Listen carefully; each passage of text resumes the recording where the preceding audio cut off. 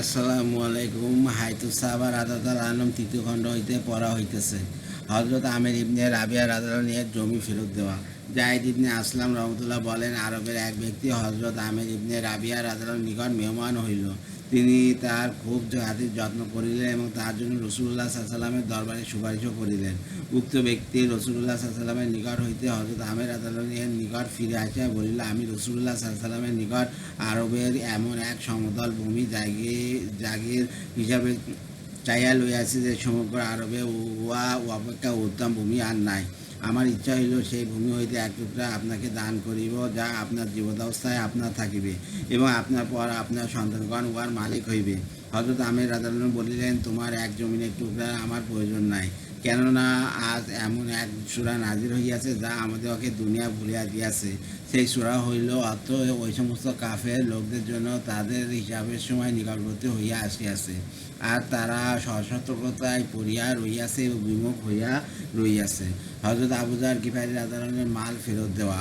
হযরত আবু যর গিফারী রাদিয়াল্লাহু আনহুর ভাতিজা হযরত আব্দুল্লাহ ইবনে সামিদ রাদিয়াল্লাহু আনহু বলেন, আমি আমার চাচা হযরত আবু যর রাদিয়াল্লাহু আনহুর সহিত হযরত ওসমান রাদিয়াল্লাহু আনহুর খেদমতে হাজির হইলাম। আমার চাচা হযরত ওসমান রাদিয়াল্লাহু আনহুকে বলিলেন, আমাকে বারাজাকে বসবাসের অনুমতি প্রদান করুন।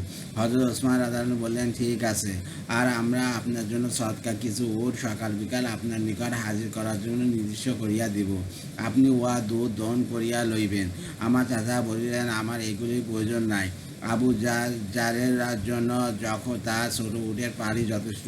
অথবা তিনি উঠিয়া দাঁড়াইলেন এবং বলিলেন, তোমরা তোমাদের দুনিয়াতে মশগুল থাকো আর আমাদেরকে আমাদের রব ও দিনের জন্য ছাড়িয়া দাও। তারা সেই সময় হযরত আব্দুর রহমান ইবনে আওফ রাদিয়াল্লাহু আনহু সম্পত্তি বন্টন করিতেছিলেন। হযরত ওসমান রাদিয়াল্লাহু আনহুর নিকট হযরত কাব রাদিয়াল্লাহু আনহু বসিয়াছিলেন। হযরত ওসমান রাদিয়াল্লাহু আনহু হযরত কাব রাদিয়াল্লাহু আনহুকে জিজ্ঞাসা করিলেন, আপনি ওই ব্যক্তি সম্পর্কে কি বলেন যে এই পরিমাণ মাল জমা করিয়াছে এবং সে অর্থাৎ হযরত আব্দুর রহমান ইবনে আওফ রাদিয়াল্লাহু আনহু উহার জাকাত আদায় করিত এবং সমস্ত নেক কাজেও খরচ করিত। হযরত কাব রাদিয়াল্লাহু আনহু বলিলেন, আমি তো এই ব্যক্তি সম্পর্কে ভালো আশাই করি। ইহা শোনা মাত্র হযরত আবু যর অত্যন্ত রাগিয়া গেলেন এবং হযরত কাব রাদিয়াল্লাহু আনহুর নিকট লাঠি উত্তোলন করিয়া বলিলেন, হে ইহুদীর বাচ্চা, তুই কি জানিস এই মালের মালিক কিয়ামতের এই আকাঙ্ক্ষা অবশ্যই করিবে যে, হায় যদি দুনিয়াতে তাদের অন্তরে অত্যন্ত কোমল অংশের কিছু বিচ্ছু দংশন করিত, আর সে এই পরিমাণ মাল দুনিয়াতে রাখিয়া না আসিত, বরং সমস্ত মাল সৎকার করিয়া আসিত। হিল ইয়া সাবির রহমতুল্লাহ বলেন, এক ব্যক্তি হযরত আবু যর রাদিয়াল্লাহু আনহুর নিকট আসিল এবং তাকে কিছু খরচ করার জন্য দিতে চাইল। হযরত আবু যর রাদিয়াল্লাহু আনহু বলিলেন, আমাদের নিকট কিছু বকরী আছে, উহার দুধ দহন করিয়া আমরা ব্যবহার করি এবং আরোহণ ও বোঝা বহনের জন্য কিছু গাধা আছে, আর একজন বাদী আছে যে আমাদের খেদমত করে। কাপড় চোপড়ের মধ্যে একটি অতিরিক্ত চোগাও আছে। আমার ভয় হয় যে প্রয়োজন অতিরিক্ত কিছু রাখার দরুন আমাকে হিজাব না দিতে হয়। সিরিয়ার গভর্নর হযরত হাবিব ইবনে মাসলামা রাদিয়াল্লাহু আনহু হযরত আবু যর রাদিয়াল্লাহু আনহুর খেদমতে ৩০০ দিনার পাঠাইয়া বলিলেন, এগুলি আপনার প্রয়োজনে খরচ করিবেন। হযরত আবু যর রাদিয়াল্লাহু আনহু বাহুকে বলিলেন, এগুলি তার নিকট ফেরত লইয়া যাও। সে কি আমাকে ব্যতীত আর কাউকে এমন পায় নাই যে আল্লাহর ব্যাপারে আমার অপেক্ষা অধিক ধোঁকায় পড়িয়া আছে? অর্থাৎ সে কি এমন লোক খুঁজিয়া পায় নাই যে আল্লাহ তাআলার আযাবকে ভুলিয়া তাহার নাফরমানিতে লিপ্ত রহিয়াছে? হযরত আবু যর রাদিয়াল্লাহু আনহু প্রয়োজন অতিরিক্ত মাল রাখাকে আল্লাহ তাআলার নাফরমানি মনে করিতেন। আমাদের নিকট ছায়ার বসার জন্য একটি ঘর রহিয়াছে, একটি বকরীর পাল রহিয়াছে যা সন্ধ্যায় ফিরে আসে, এবং একটি মুক্তিপ্রাপ্ত বাদী রহিয়াছে যে বিনা মজুরিতে আমাদের খেদমত করিয়া দেয়। শুধু এই কয়েকটি জিনিস আমাদের নিকট আছে, উহার অতিরিক্ত কিছু নাই। এত সত্ত্বেও আমি প্রয়োজনের অতিরিক্ত কিছু হইল কি না এই ভয়ে বাঁচি না। মোহাম্মদ ইবন সিরিন রহমতুল্লাহ বলেন, হারেস নামে কুরাইশের এক ব্যক্তি সিরিয়ায় বসবাস করিত। সে জানিত পারিল যে হযরত আবু যর রাদিয়াল্লাহু আনহু অত্যন্ত অভাব অনটনের মধ্যে জীবনযাপন করিতেছেন। সে হযরত আবু যর রাদিয়াল্লাহু আনহুর খেদমতে ৩০০ দিনার পাঠাইল। হযরত আবু যর রাদিয়াল্লাহু আনহু বলিলেন, সে কি তাহার নিকট আমার অপেক্ষা অধিক মূল্যহীন আল্লাহর কোনো বান্দা খুঁজিয়া পাই নাই? আমি রাসূলুল্লাহ সাল্লাল্লাহু আলাইহি ওয়াসাল্লামকে ইরশাদ করিতে শুনিয়াছি, যাহার নিকট ৪০ দিরহাম রহিয়াছে তারপরও সে চায় সে ব্যাকুলতা লোকদের নিকট ভিক্ষা প্রার্থনকারীদের মধ্যে শামিল, আর এইরূপ করিতে আল্লাহ তাআলা নিষেধ করিয়াছেন। আবু যরের নিকট ৪০ দিরহাম, ৪০টি বকরী এবং ২ জন খাদেম রহিয়াছে। তাবরানী। রাসূলুল্লাহ সাল্লাল্লাহু আলাইহি ওয়াসাল্লামের আজাদকৃত গোলাম হযরত আবু রাফে রাদিয়াল্লাহু আনহুর মাল ফেরত দেওয়া।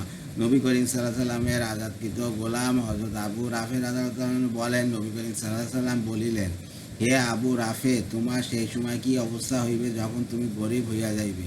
আমি বলিলাম, তবে কি আমি এমন অবস্থা আসার পূর্বে এখনই সদকা করিয়া নিজের আখিরাতের জন্য পাঠিয়ে দিব না? তিনি বলিলেন, অবশ্যই, কিন্তু বর্তমানে তোমার নিকট কি পরিমাণ আছে? আমি বললাম, 40,000, আর আমি সম্পূর্ণই আল্লাহর জন্য সদকা করিতে চাই। নবী করিম সাল্লাল্লাহু আলাইহি সাল্লাম বললেন, সম্পূর্ণ নয়, বরং কিছু সদকা করো, আর কিছু রাখো, যা দ্বারা নিজের সন্তানদের জন্য খরচ করিয়া তাদের সহিত সদ্ব্যবহার করিবে। আমি জিজ্ঞাসা করিলাম, ইয়া রাসূলুল্লাহ, তাদেরও কি আমাদের ওপর এইরূপ হক রহিয়াছে যেরূপ আমাদের তাদের ওপর রহিয়াছে? তিনি বললেন, হ্যাঁ, পিতার ওপর সন্তানের হক এই যে সে তাহাকে আল্লাহ তাআলার কিতাব অর্থাৎ কোরআন মাজিদ শিক্ষা দিবে, তিন নিক্ষেপ করা এবং সাঁতার শিক্ষা দিবে, এবং যখন দুনিয়া হইতে বিদায় লইবে তখন তাদের জন্য হালাল মাল রাখিয়া যাইবে। হযরত আবু রাফে রাদিয়াল্লাহু আনহু বলেন, আমি জিজ্ঞাসা করিলাম, আমি যখন গরিব হইয়া যাইব? নবী করিম সাল্লাল্লাহু আলাইহি সাল্লাম বলিলেন, আমার ওয়াফাতের পর। বর্ণনাকারী আবু সুলাইম বলেন, আমি তাহাকে নবী করিম সাল্লাল্লাহু আলাইহি সাল্লামের ওয়াফাতের পর এইরূপ গরিব অবস্থায় দেখিয়াছি যে তিনি বসিয়া বলিলেন, কেউ আছে কি এই বৃদ্ধ অন্ধকে দান করিবে? কেউ আছে কি এমন লোককে দান করিবে যাকে রাসূলুল্লাহ সাল্লাল্লাহু আলাইহি সাল্লাম বলিয়াছেন তাহাদের ইন্তিকালের পর সে গরিব হইয়া যাইবে? কেউ আছে কি সদকা করিবে? কেননা আল্লাহর হাত সকলের উপরে, দানকারীর হাত মাঝখানে এবং গ্রহণকারীর হাত সকলের নিচে, এবং আর যে ব্যক্তি ধনী হওয়া সত্ত্বেও সওয়াল করিবে তার শরীরে একটি বিদ্যুৎ দাগ হইবে, যা দ্বারা কিয়ামতের দিন তাকে লোকেরা চিনিতে পারিবে, এবং ধনবান ও সুস্থ সবল ব্যক্তির জন্য সদকা গ্রহণ করা জায়েজ নাই। বর্ণনাকারী বলেন, আমি এক ব্যক্তিকে দেখিলাম, সে তাহাকে 4টি দিরহাম দান করিল। তিনি তাহাকে 1 দিরহাম ফেরত দিলেন। উক্ত ব্যক্তি বলিলেন, এ আল্লাহর বান্দা, আমার সদকা ফেরত দিও না। তিনি বলিলেন, আমি 1 দিরহাম এই জন্য ফেরত দিয়াছি যে রাসূলুল্লাহ সাল্লাল্লাহু আলাইহি সাল্লাম আমাকে প্রয়োজনের অতিরিক্ত মাল রাখিতে নিষেধ করিয়াছেন। আমার 3 দিরহামের প্রয়োজন।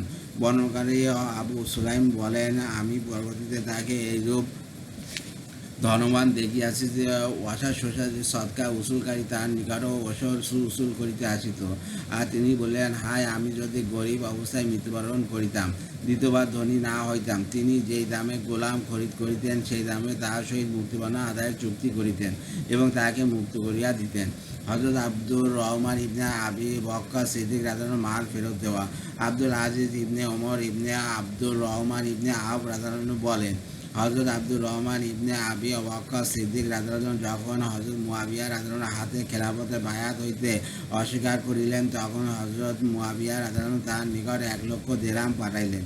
হযরত আব্দুর রহমান রাদিয়াল্লাহু আনহু তাহা ফেরত দিলেন এবং গ্রহণ করিতে অস্বীকার করিলেন এবং বলিলেন, আমি কি দুনিয়ার বিনিময়ে আমার দিন বিক্রয় করিব? অথবা তিনি মক্কায় চলিয়া গেলেন এবং সেখানে ইন্তেকাল করিলেন। হযরত আব্দুল্লাহ ইবনে ওমর ফারুক রাদিয়াল্লাহু আনহুর মাল ফেরত দেওয়া।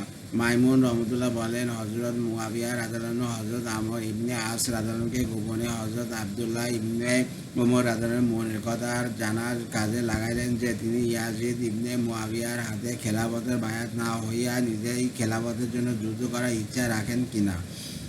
সুতরাং হযরত আমের ইবনে আস রাদিয়াল্লাহু আনহু হযরত আব্দুল্লাহ ইবনে ওমর রাদিয়াল্লাহু আনহুকে বললেন, হে আবু আব্দুর রহমান, আপনি রাসূলুল্লাহ সাল্লাল্লাহু আলাইহি ওয়াসাল্লামের সাহাবী, আমিরুল মুমিনিন, হযরত ওমর রাদিয়াল্লাহু আনহুর ছেলে।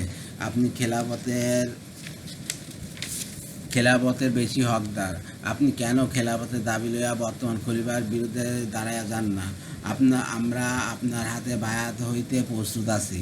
হযরত ইবনে ওমর রাদিয়াল্লাহু আনহু জিজ্ঞাসা করিলেন, আপনার এই রায়ের সহিত সকলে কি একমত? হযরত আমের ইবনে রাদিয়াল্লাহু আনহু বললেন, হ্যাঁ, সামান্য কয়েকজন ব্যতীত সকলেই একমত। হযরত ইবনে ওমর রাদিয়াল্লাহু আনহু বলিলেন, যদি হাজর এলাকার যদি 3 ব্যক্তি ব্যতীত সমস্ত মুসলমানও এই ব্যাপারে একমত হইয়া যায়, তবুও আমার এই খেলাফতের প্রয়োজন নাই। হযরত আমর রাদিয়াল্লাহু আনহু তার এই কথার দ্বারা বুঝতে পারিলেন যে খেলাফতের জন্য লড়াই করার ইচ্ছা তার নাই।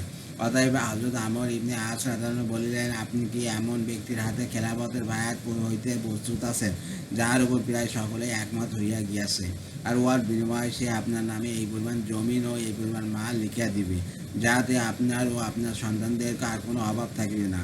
হযরত ইবনে ওমর রাদিয়াল্লাহু আনহু বলিলেন, ধিক আপনার জন্য! আপনি আমার নিকট হইতে চলিয়া যান। আগামীতে কখনো এই বিষয় লইয়া আমার নিকট আসিবেন না। আপনার ভালো হোক। আপনাদের দিন দিনার ও দিরহামের জন্য নয়, আমি তো চাই যে দুনিয়া হইতে এইভাবে যাই যে আমার হাত দুনিয়ার ওই সমস্ত ময়লা আবর্জনা হইতে সম্পূর্ণ পাক পবিত্র থাকে। মাইমুন ইবনে মেরান রহমতুল্লাহ বলেন, হযরত ইবনে ওমর রাদিয়াল্লাহু আনহু নিজের এক গোলামের সহিত মুক্তিপণের চুক্তি করিলেন, অর্থাৎ নির্দিষ্ট পরিমাণ মাল উপার্জন করিয়া আদায় করিলে সে মুক্ত হইয়া যাইবে। মাল আদায়ের কিস্তিও নির্ধারণ করিয়া দিলেন। প্রথম কিস্তি আদায়ে জিজ্ঞাসা করিলেন, এই মাল তুমি কিভাবে উপার্জন করিয়াছ? সে বলিল, কিছু তো মজুদ খাটিয়া আর কিছু লোকদের নিকট হইতে ভিক্ষা করিয়া উপার্জন করিয়াছি। হযরত ইবনে ওমর রাদিয়াল্লাহু তাআলা আনহু বলিলেন, তুমি আমাকে লোকদের ময়লা আবর্জনা খাওয়াইতে চাইতেছো? যাও, তুমি আল্লাহর জন্য মুক্ত, আর যে মাল তুমি আনিয়াছো ওয়াও তোমার। হযরত আব্দুল্লাহ ইবনে জাফর ইবনে আবি তালেব রাদিয়াল্লাহু মাল ফেরত দেওয়া। মোহাম্মদ ইবনে সিরিন রহমতুল্লাহ বলেন, ইরাকে এক গ্রাম্য মতব্বর হযরত আব্দুল্লাহ ইবনে জাফর রাদিয়াল্লাহুকে তার কোনো প্রয়োজনের ব্যাপারে হযরত আলী রাদিয়াল্লাহুর নিকট সুপারিশ করিতে অনুরোধ করিল। তিনি হযরত আলী রাদিয়াল্লাহুর নিকট তার ব্যাপারে সুপারিশ করিয়া দিলেন। হযরত আলী রাদিয়াল্লাহু তার প্রয়োজন মিটিয়া দিলেন। সেই মাতব্বর হযরত আব্দুল্লাহ ইবনে জাফর রাদিয়াল্লাহুর নিকট এই কাজের বিনিময়ে 40,000 দিরহাম পাঠাইল। লোকেরা হযরত ইবনে জাফর রাদিয়াল্লাহুকে বলিল, এইগুলি সেই মাতব্বর সাহেব পাঠাইয়াছে। তিনি উহা ফেরত পাঠাইয়া দিলেন এবং বলিলেন, আমরা আমাদের নেক আমল বিক্রয় করি না। হযরত আব্দুল্লাহ ইবনে আরকাম রাদিয়াল্লাহুর মাল ফেরত দেওয়া। আমর ইবনে দিনার রহমতুল্লাহ বলেন, হযরত ওসমান রাদিয়াল্লাহু আনহু হযরত আব্দুল্লাহ ইবনে আরকাম রাদিয়াল্লাহুকে বাইতুল মালের দেখাশোনার দায়িত্ব দিলেন এবং এই কাজের বিনিময়ে তাকে 3 লক্ষ দিতে চাইলেন। হযরত আব্দুল্লাহ ইবনে আরকাম রাদিয়াল্লাহু উহা গ্রহণ করিতে অস্বীকার করিলেন।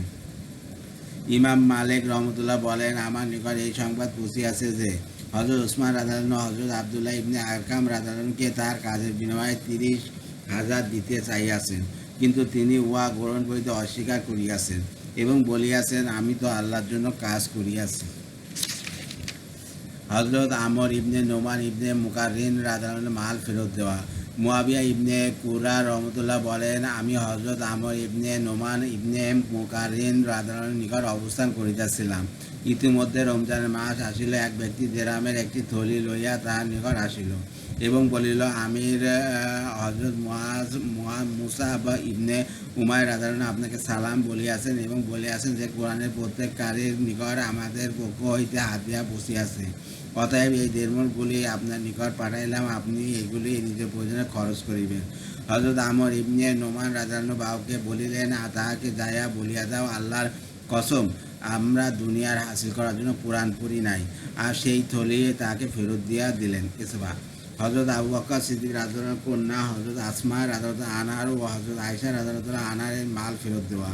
হযরত আব্দুল্লাহ ইবনে জুবাইর রাদিয়াল্লাহু বলেন, বনু মালিক ইবনে হিসল গোত্রের কুতাইলা বিনতে আব্দুল ওয়াজ্জা ইবনে আব্দে আসাদ আপন কন্যা হযরত আসমা বিনতে আবি বকর রাদিয়াল্লাহু আনহার নিকট কয়েকটি গুই শাক ও কিছু রুটি ও ঘি হাদিয়া স্বরূপ লইয়া আসিলেন। তিনি যখন মুশরিক ছিলেন। হযরত আসমা রাদিয়াল্লাহু আনহা তার হাদিয়া গ্রহণ করিতে অস্বীকার করিলেন এবং ঘরে আসিতে নিষেধ করিয়া দিলেন। হযরত আয়েশা রাদিয়াল্লাহু আনহার এই ব্যাপারে নবী করিম সাল্লাল্লাহু আলাইহি ওয়াসাল্লামকে জিজ্ঞাসা করিলে আল্লাহ তাআলা এই আয়াত নাযিল করিলেন, আর আল্লাহ তাআলা তোমাদেরকে ওই সমস্ত লোকদের সহিত সৎ ব্যবহার ও ইনসাফের আচরণ করিতে নিষেধ করেন না, যারা তোমাদের সঙ্গে দ্বীনের ব্যাপারে যুদ্ধ করে নাই এবং তোমাদেরকে তোমাদের ঘর হইতে বাহির করে নাই। রাসূলুল্লাহ সাল্লাল্লাহু আলাইহি ওয়াসাল্লাম হযরত আসমা রাদিয়াল্লাহু আনহাকে তার মায়ের হাদিয়া গ্রহণ করিতে বলিলেন এবং তার ঘরে আসিতে দিতে বলিলেন। হযরত আয়েশা রাদিয়াল্লাহু আনহা বলেন, একজন মিসকিন মহিলা আমার নিকট আসিল এবং আমাকে সামান্য কিছু জিনিস হাদিয়া দিতে চাইল।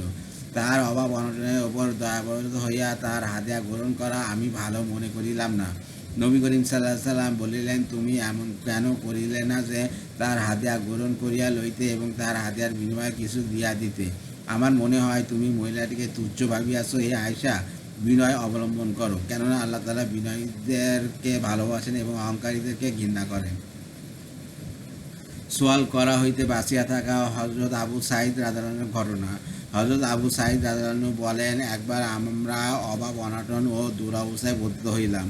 আমার পরিবারের লোকেরা আমাকে নবী করিম সাল্লাল্লাহু আলাইহি ওয়াসাল্লামের নিকট যাইয়া কিছু চাইতে বলিল। সুতরাং আমি তার নিকট গেলাম এবং সেখানে পৌঁছাইয়া সর্বপ্রথম কথা যা শুনিলাম তা এই যে, তিনি বলিতেছিলেন, যে ব্যক্তি আল্লাহ তাআলার নিকট দুনিয়ার প্রতি মনে অমুখাপেক্ষিতা চাইবে, আল্লাহ তাআলা তাকে অমুখাপেক্ষিতা দান করিবেন। আর যে ব্যক্তি আল্লাহ তাআলার নিকট গুনাহের কাজ ও সওয়াল করা হইতে সংযম ও পবিত্রতা চাইবে, আল্লাহ তাআলা তাকে সংযম ও পবিত্রতা দান করিবেন। আর যে ব্যক্তি আমাদের নিকট কিছু চাইবে, যদি উহা আমাদের নিকট থাকে, তবে আমরা জমা করিয়া রাখিব না, বরং তাহাকে দান করিব। উহা শুনিয়া আমি তাহার নিকট কিছু চাইলাম না এবং ফিরে আসিলাম। পরবর্তীতে দুনিয়া আমাদের ওপর ঝুঁকিয়া পড়িল। হযরত আবু সাঈদ রাদিয়াল্লাহু আনহু বলেন, একদিন আমি অত্যাধিক ক্ষুধার দরুন পেটে পাথর বাঁধিয়া রাখিয়াছিলাম। আমার স্ত্রী অথবা আমার বাদী আমাকে বলিল, নবী করিম সাল্লাল্লাহু আলাইহি সাল্লামের নিকট যাইয়া কিছু চাইয়া লন। অমুক তাহার নিকট যাইয়া চাইয়াছে, তিনি তাহাকে দান করিয়াছেন। সুতরাং আমি নবী করিম সাল্লাল্লাহু আলাইহি সাল্লামের নিকট গেলাম। তিনি যখন বয়ান করিতেছিলেন, তিনি তার বয়ানে উহাও বলিতেন যে, যে ব্যক্তি আল্লাহ তাআলার নিকট সওয়াল করা হইতে সংযম ও পবিত্রতা চাইবে, আল্লাহ তাআলা তাকে সংযম ও পবিত্রতা দান করিবেন। আর যে ব্যক্তি আল্লাহ তাআলার নিকট দুনিয়ার প্রতি মনে অমুকতা চাইবে, আল্লাহ তাআলা তাকে ধনী বা করিয়া দিবেন। আর যে ব্যক্তি তা আমাদের নিকট চাইবে, আমরা তাকে দান করিবে এবং তার প্রতি সহানুভূতি দেখাইব। আর যে ব্যক্তি আমাদের সহিত অঙ্গভঙ্গিতা দেখায় এবং কিছু চায় না, সে আমাদের নিকট ওই ব্যক্তি অপেক্ষা অধিক প্রিয় যে আমাদের নিকট চায়। হযরত আবু সাঈদ রাদিয়াল্লাহু আনহু বলেন, উহা শুনিয়া আমি ফিরে আসিলাম এবং নবী করিম সাল্লাল্লাহু আলাইহি সাল্লামের নিকট কিছু চাইলাম না। আমি যখন নবী করিম সাল্লাল্লাহু আলাইহি সাল্লামের কথার উপর আমল করিলাম এবং আমার অনুযায়ী উপর ধৈর্য ধারণ করিয়া দিনের মেহনত করিতে থাকিলাম, তখন আল্লাহ তাআলা তাহার ওয়াদা অনুযায়ী আমাদেরকে অনবরত দান করিতে থাকিলেন।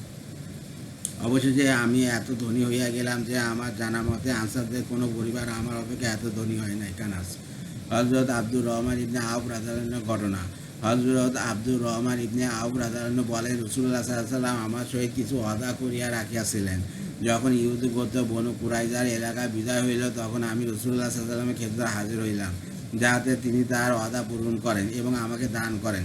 এমন সময় আমি শুনিতে পাইলাম, তিনি বলিতেছেন, যে ব্যক্তি আল্লাহর নিকট অমুকতা চাইবে, আল্লাহ তাআলা তাহাকে ধনী করিয়া দিবেন। আর যে অল্পে তুচ্ছতা অবলম্বন করিবে, আল্লাহ তাআলা তাকে অল্পে তুচ্ছতা দান করিবেন।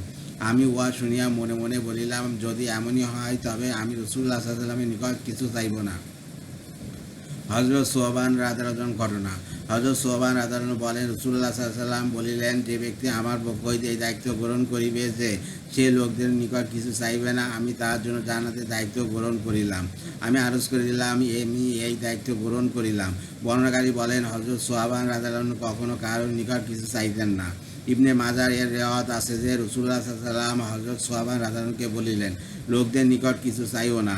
সুতরাং হযরত সোবান রাদিয়াল্লাহু আনহু সোয়ারির ওপর সোয়ার অবস্থায় তার হাতে চাবুক পড়িয়া গেলেও তিনি কাউকে উহা বলিতেন না যে আমার চাবুক উড়াইয়া দাও, বরং নিজে সোয়ারি হইতে নিচে নামিয়া চাবুক উড়াইতেন।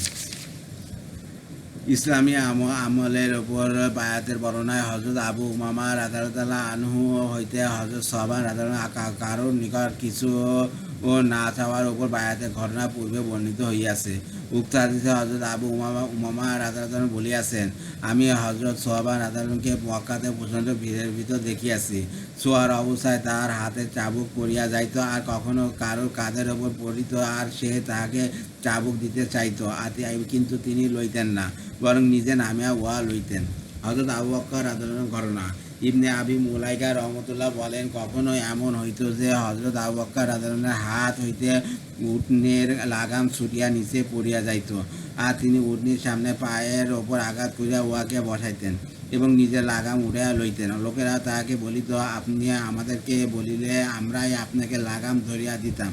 তিনি বলিতেন, আমার প্রিয় রাসূলুল্লাহ সাল্লাল্লাহু আলাইহি ওয়াসাল্লাম আমাকে আদেশ করিয়াছিলেন, আমি যেন লোকদেরকে নিকট হইতে কিছু না চাই, দুনিয়ার প্রশস্ততা ও আধিক্যতাকে ভয় করা। নবী করিম সাল্লাল্লাহু আলাইহি ওয়াসাল্লামের এই ব্যাপারে ভয়। হযরত উকবা ইবনে আমের রাদিয়াল্লাহু আনহু বলেন, রাসূলুল্লাহ সাল্লাল্লাহু আলাইহি ওয়াসাল্লাম ৮ বছর পর ইহুদের শয়তানদের উপর এমনভাবে জানাজার নামাজ পড়িলেন, মনে হইল যেন তিনি জীবিত ও মৃত সকলকে বিদায় জানাইতেছেন। অর্থাৎ তিনি বুঝিতে পারিয়াছিলেন যে তার বিদায়ের সময় নিকটবর্তী হইয়া গিয়াছে। অতএব তিনি জীবিতদেরকে বিশেষ ওসিয়াত করিয়াছিলেন এবং মৃতদের জন্য অধিক পরিমাণে দোয়া ও ইস্তেগফার করিতেছিলেন। অথবা তিনি মিম্বারে উঠিলেন এবং বলিলেন, আমি তোমাদের পূর্বে যাইতেছি এবং আমি তোমাদের জন্য সাক্ষী হইব এবং তোমাদের সহিত হাউজে কাউসারের নিকট সাক্ষাতের ওয়াদা রইল। আমি আমার এই স্থান হইতে এখন হাউজে কাউসার দেখিতে পাইতেছি, অর্থাৎ আল্লাহ তাআলা আমাকে দেখিয়া দিতে আছেন। আমি তোমাদের ব্যাপারে এই আশঙ্কা করি না যে তোমরা শিরকে লিপ্ত হইবে, বরং আশঙ্কা করিতেছি যে তোমরা দুনিয়া হাসিল করার ব্যাপারে প্রতিযোগিতা করিবে। অর্থাৎ দুনিয়া হাসিল করার ব্যাপারে একে অপরের উপর অগ্রসর হইতে চেষ্টা করিবে। হযরত উকবা রাদিয়াল্লাহু আনহু বলেন, রাসূলুল্লাহ সাল্লাল্লাহু আলাইহি ওয়াসাল্লামের প্রতি ইহাই আমার শেষ দৃষ্টি ছিল। হযরত উকবা ইবনে আমর রাদিয়াল্লাহু আনহু বলেন, রাসূলুল্লাহ সাল্লাল্লাহু আলাইহি ওয়াসাল্লাম একদিন বাহির হইলেন, উহুদের শহীদদের উপর জানাজার নামাজ পড়িলেন। হাদিসের পরবর্তী অংশ উপরোক্ত হাদিস অনুযায়ী বর্ণনা করিয়াছেন এবং অতিরিক্ত উহাও বর্ণনা করিয়াছেন যে রাসূলুল্লাহ সাল্লাল্লাহু আলাইহি ওয়াসাল্লাম বলিলেন, আল্লাহর কসম, আমি এখন আমার হাউজে কাউসারকে দেখিতে পাইতেছি। আমাকে জমিনের সমস্ত খাজানার চাবি দেওয়া হইয়াছে। আর আল্লাহর কসম, আমি এই আশঙ্কা করি না যে তোমরা আমার পরে শিরকে লিপ্ত হইবে, বরং আমার আশঙ্কা হইল তোমরা দুনিয়া হাসিল করার আগ্রহেও একে অন্যের সহিত প্রতিযোগিতা করিবে। হযরত আমর ইবনে আউফ আনসারী রাদিয়াল্লাহু আনহু বলেন, রাসূলুল্লাহ সাল্লাল্লাহু আলাইহি ওয়াসাল্লাম হযরত আবু উবাইদা ইবনে জাররাহ রাদিয়াল্লাহু আনহুকে বাহরাইন হইতে জিজিয়া অর্থাৎ কর উসুল করিয়া আনিতে পাঠাইলেন। হযরত আবু উবাইদা রাদিয়াল্লাহু আনহু বাহরাইন হইতে বহু মাল লইয়া আসিলেন। তার ফিরে আসার খবর পাইয়া আনসারগণ ফজরের নামাজে রাসূলুল্লাহ সাল্লাল্লাহু আলাইহি ওয়াসাল্লামের সহিত শরীক হইলেন। নামাজ শেষ করিয়া যখন রাসূলুল্লাহ সাল্লাল্লাহু আলাইহি ওয়াসাল্লাম তাহাদের দিকে ফিরিয়া বসিলেন, তখন তাহারা সকলে তাহার সামনে আসিয়া বসিলেন। রাসূলুল্লাহ সাল্লাল্লাহু আলাইহি ওয়াসাল্লাম তাহাকে দেখিয়া মুচকি হাসিলেন এবং বলিলেন, আমার মনে হয় তোমরা আবু ওবায়দা বাহরাইন হইতে কিছু লইয়া আসার কথা শুনিয়াছ।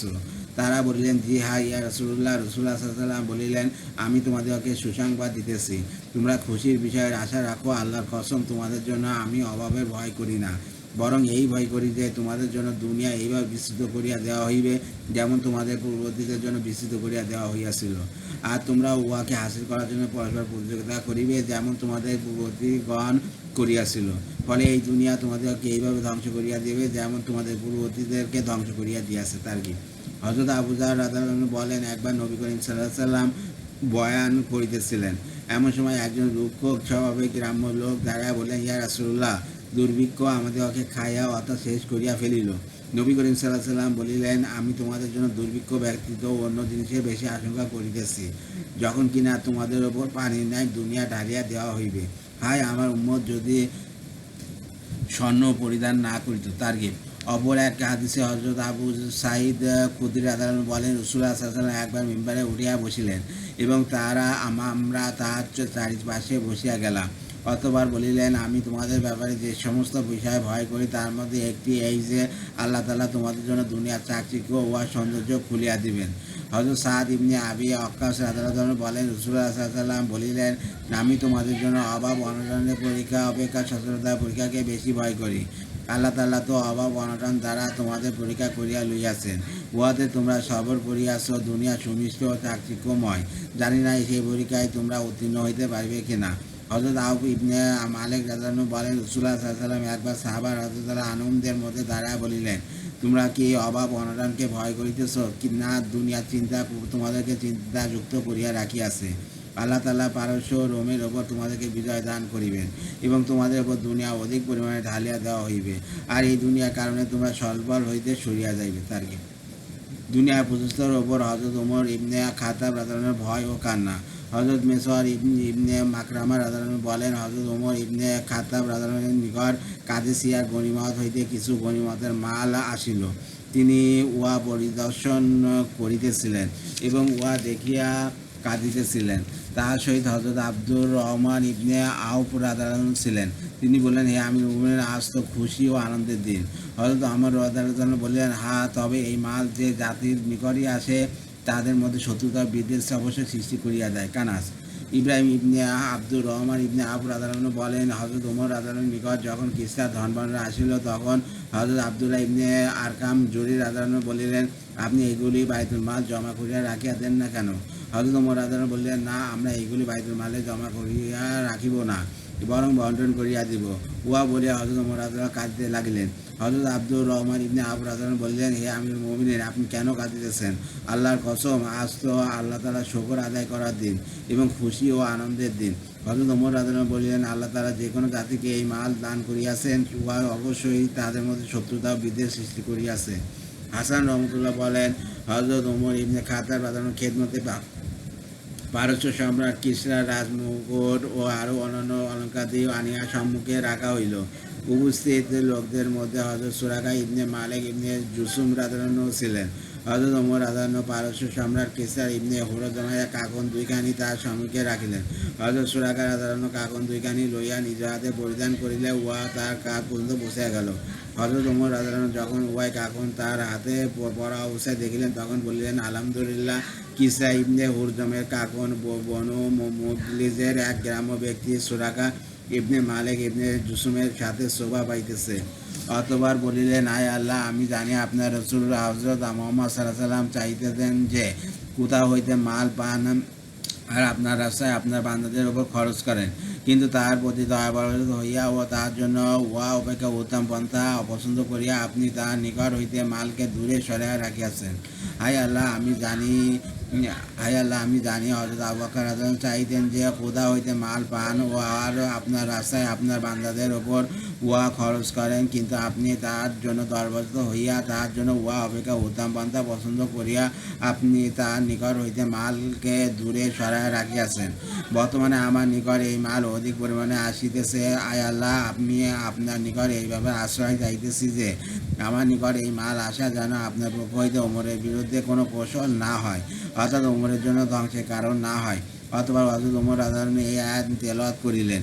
অর্থ, উহারা কি এই ধারণা করিতেছে যে আমি তাদেরকে যে ধন সম্পদ ও সন্তান সন্ততি দিয়া আসিতেছি তাহাতে খুব দ্রুত তাহাদের কল্যাণী সাধন করিয়া চলিয়াছি, বরং তাহারা বুঝিতেছে না। আবু সিনান দুলালী রহমতুল্লাহ বলেন, আমি হযরত ওমর ইবনে খাত্তাব রাদিয়াল্লাহু খেদমতে গেলাম।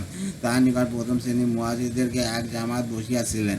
তিনি সুগন্ধি ইত্যাদি রাখা থলি আনার জন্য এক ব্যক্তিকে পাঠাইলেন।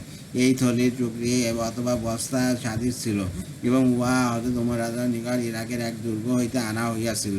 উহাতে একটি আংটিও ছিল। হযরত ওমর রাদিয়াল্লাহু সন্তানদের মধ্য হইতে একজনকে উহাকে মুখের উপর পুরিয়া লইলে তিনি তাহার নিকট উহা হইতে কাড়িয়া লইলেন এবং কাঁদিতে লাগিলেন। উপস্থিত লোকেরা বলিল, আপনি কেন কাঁদিতেছেন? অথচ আল্লাহ তাআলা আপনাকে এত বিজয় দান করিয়াছেন, আপনাকে আপনার দুশমনের ওপর প্রবল করিয়া দিয়া আপনার চক্ষু শীতল করিয়া দিয়াছেন। হযরত ওমর রাদিয়াল্লাহু বলিলেন, আমি রাসূলুল্লাহ সাল্লাল্লাহু আলাইহি ওয়াসাল্লামকে বলিতে শুনিয়াছি যে আল্লাহ তাআলা যাদেরকে দুনিয়ার বিজয় দান করেন তাদের মধ্যে কিয়ামত পর্যন্তের জন্য শত্রুতা ও বিদ্বেষ সৃষ্টি করিয়া দেন। আমি উহারই ভয় করিতেছি। হযরত ইবনে আব্বাস রাদিয়াল্লাহু বলেন, হযরত ওমর ইবনে রাদিয়াল্লাহু এর অভ্যাস ছিল নামাজের পর লোকদের জন্য বসিয়া যাইতেন এবং কারো কোনো প্রয়োজন থাকিলে সে তাহার নিকট তাহার সহিত কথা বলিত, আর কারো কোনো প্রয়োজন না থাকিলে তিনি উঠিয়া যাইতেন। একবার তিনি কয়েক ওয়াক্ত নামাজ পড়াইলেন কিন্তু কোনো নামাজের পর বসিলেন না। আমি তার রক্ষককে বলিলাম, এই ইয়াফা, আমিরুল মুমিনের কি কোনো অসুখ হইয়াছে? সে বলিল, না, আমিরুল মুমিনের কোনো অসুখ হয় নাই। আমি সেখানে বসিয়া গেলাম। এমন সময় হযরত ওসমান ইবনে আফফান রাদিয়াল্লাহু সেখানে আসিলেন। তিনিও বসিয়া গেলেন। কিছুক্ষণ পর ইয়াফা বাইরে আসিয়া বলিল, ইবনে আফফান ও ইবনে আব্বাস, আপনারা ভিতরে চলুন।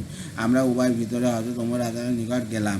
আমরা যেখানে দেখিলাম হযরত ওমর রাদিয়াল্লাহু সম্মুখে বহু মাছ ধরাদের অনেকগুলি স্তূপ রাখা আছে এবং প্রত্যেক স্তূপের ওপর একটি কাঠের হাড় রাখা আছে, যার উপর কিছু লেখা রইয়াছে। কাগজের অভাবে সেই যুগে হাড়ের উপর লেখা হইত।